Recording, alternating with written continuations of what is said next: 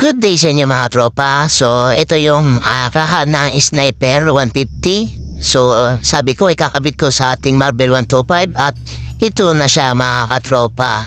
At napakaangas na siya at sulit na sulit, no? So, makikita niyo din mga tropa na napakaganda na at malinis na yung gawa natin.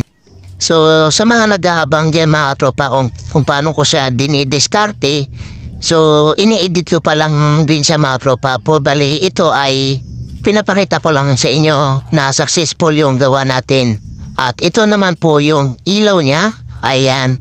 So, nagtataka kayo kung saan po nilagay ang signal light. So, ayan, diba? Dalawang ilaw na dilaw yan. So, sa taas, yan po yung signal light na nilagay ko. So, ito. Ayan. So, diyan ko nilagay ang signal light na dalawa, kaliwa, kanan.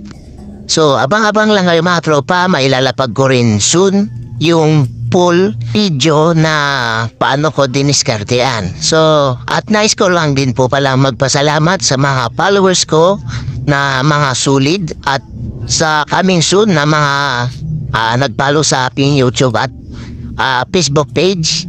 Dito mga tropa, makikita nyo kung paano yung mga diskarte, mga idea, at mga pinagpalitan ko na mga legit na plug and play siya. At kung hindi man siya plug and play mga tropa, ay kino-convert ko siya.